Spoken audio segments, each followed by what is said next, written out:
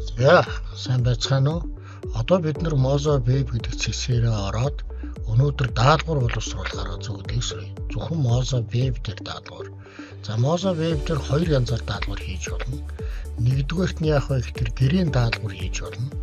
Сурагчдад өгөх гэрийн даалгаврыг шинэ гэдэг энэ цэсээр ороод хийж болно.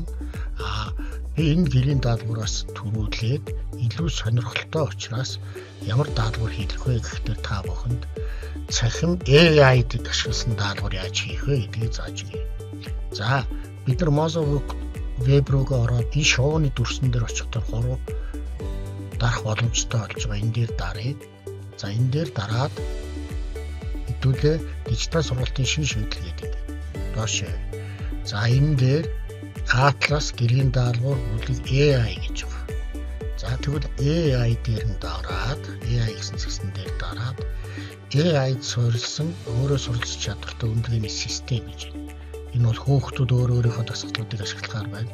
За, тэгвэл AI-д суурилсан даалгаврын шийдтэн гэж энэ зэгсийг хэдүүлээ туршиж үзье. Мөн AI тулгуурын шалгалтын тестийг засах гэж бас байгаа. Энэ дээр AI-д суурилсан бүх төрлийн зүйлүүд байгааг бас ороод сонирхоор. За, хэдүүлээ AI-д суурилсан даалгаврын шийдтэн гэж. За, би даалгаврыг туршиж үзье.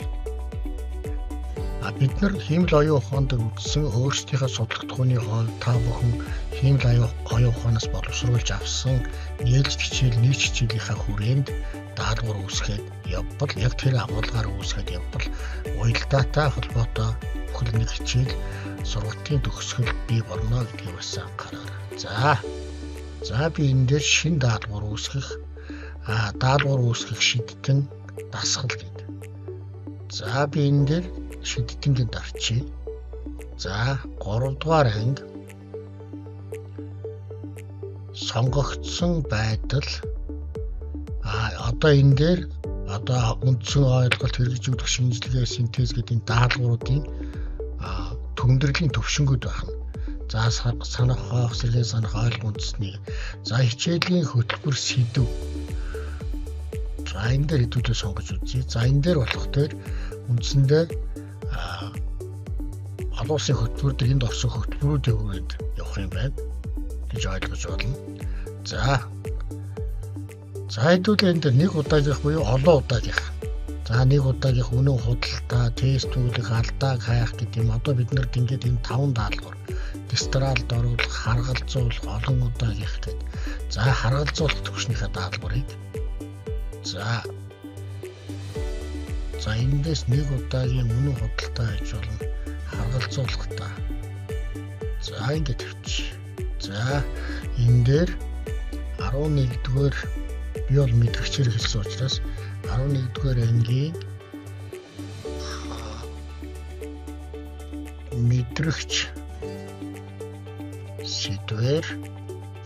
За, танин мэдэх үү?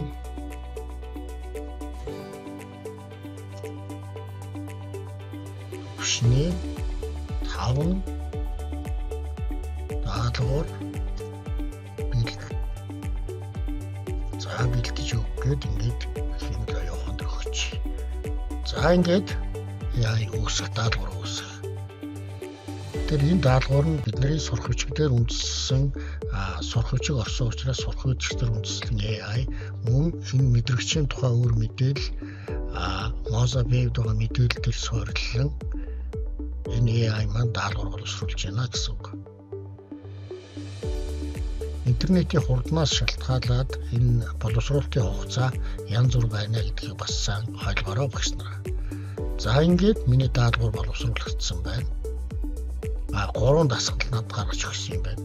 Би саяны даалгаврын оноон дээр болон даалгавар бас тавьдаг байж. За, ингээд үний 5 үндсэн мэдрэхүү дараах нь аль нь хамаарахгүй. Тэгээ зөв хариултуудыг ингээд гаргацсан байна тийм үү. За, ингээд үсчлээ. За, одоо би энэ даалгавраа яах вэ гэдэг асуудал байна. За, энэ даалгавраа энэ дээр дараа засч болно. Би засварлаж болно. Энэ дээр үгийг өөрчлөөд AI дээр байгаа зүйлүүд бас хамаагүй юугүй байх учраас засварлаж болно. Энэ даалгавраа устгах болно. За хариултын байрыг гэдэг юм солихоор ингээ хийж болно гэсэн үг. За одоо ингэ миний боловсруулсан даалгавраа явах хадгалах. За хадгалах товч дарлаа. Шин чанар хуваалцах. Одоо бид нэг хуваалцах. За гарчиг нь мэдрэгс түлхүүр үгэн хэдүүлээ сорил гэж тавиад. За хичээл ямар хичээл хамаатай вэ? Манай хичээл дизайн технологи гэдэг нэртэй биш. Техник гэдэг нэртэй хичээлүүдээр хадгалаад ингэсэн явдаг байгаа шүү. Техник гэдэг хичээл. За ангиа сонгоё. 11-р ангийн хичээл. 11-р анги 11 гэдэг. За одоо бид энэ боловсруулсан даалгавраа хувь дээр хадгалж болно. Одоо бид нэр сургалтын дээр явж байгаа учраас дараа нь надтай хуваалцаж болно гэсэн үг. Эсвэл өөрийнхөө цуглуулгадаа нэмж болно. Энэ бол тэгвэл таны цуглуулгад орчихно гэсэн. За хуваалцах гэдэг цэсийг даръя. Одоо энэ хуваалцах цэсэн дээр ямар хүмүүстэй хуваалцах вэ? Бүлгүүд байгаа тийм. Бид нар энэ дээр өөрийнхөө бүлгийн одоо нэрийг оруулаад тавиад явж болно. За модуль 25 гэдэг энэ бүлэгтээ би энэ даалгаврыг хуваалцсанаа. Гэт ингээд тавих юм бол таны даалгавар ирээд энэ овог дээрээс тэр хүнтэй энэ даалгаврыг над хуваалцсан байна гэд таны бие даалтын оноо тооцогдох болно. За ингээд хадгалж. За ингээд амжилттай хадгаллаа гэсэн.